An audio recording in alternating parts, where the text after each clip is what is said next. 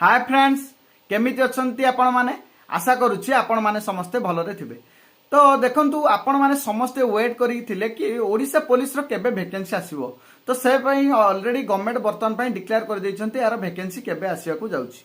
देखंतु पाखापाखि 3000 रु अधिक वैकेंसी आपण ओडिशा पुलिस रे देखिबा पई पाइबे, ताहा भी मात्र 100 दिन मध्यरे जोटा कि गवर्नमेंट को तरफ रु डिक्लेयर करा जायछि।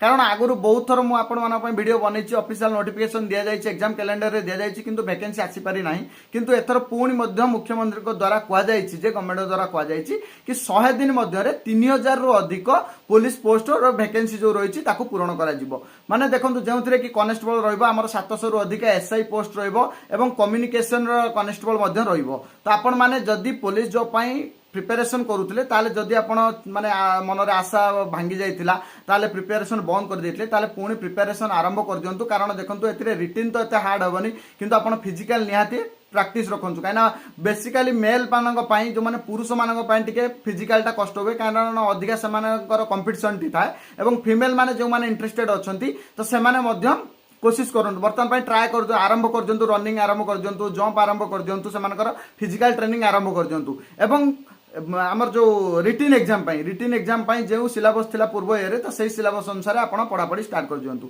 तो यह गला ओडिशा पुलिस रो वैकेंसी। तो आउ गोटे मध्य गवर्नमेंट तरफ बड़ डिक्लेयर करा जायछि कि होमगार्ड मानक पई मध्य वैकेंसी आसीबो। होमगार्ड मानक पई प्राय तो होमगार्ड माने जो माने अप्लाई करिया पई चाहुचंती सेमानक पई 2298 रु अधिक पोस्ट पई वैकेंसी आसिया पई जाउछि होमगार्ड पई। तो होमगार्ड कर मध्य आउ गोटे तांकर जो जॉब रे गोटे परिवर्तन हेछि। जदि होमगार्ड जन शहीद होउचंती ताहले तांको घर को जहाँ तो कंपनसेशन मिलवा कथा मिलिबो, ता सहित तांको फैमिली रो जने योग्यता अनुसार चाकरी पाइबे। तो या मध्य गवर्नमेंट तरफ डिक्लेयर करा जायछि, जेउटी गोटे बहुत भलो निष्पत्ति। कारण होमगार्ड मानकर टिके सैलरी आगुर कम थिला, वर्तमान पई तो सैलरी मध्य समानकर भलो हो गलानी। तो आपण माने होमगार्ड पई जदि भी इंटरेस्टेड अछंती ताले मध्य 2298 वैकेंसी आपण मानक पई आसिया पई जाउछि। एवं या गोटे भलो निष्पत्ति होमगार्ड मानक पई। जदि आपणकर कोनोसी कारणरू ड्यूटी रे आपणकर डेथ हेउछि ताले आपणक परिवार कंपनसेशन पाइबे, ता सहित मध्य आपण परिवार को जन को चाकरी मध्य मिलिबो।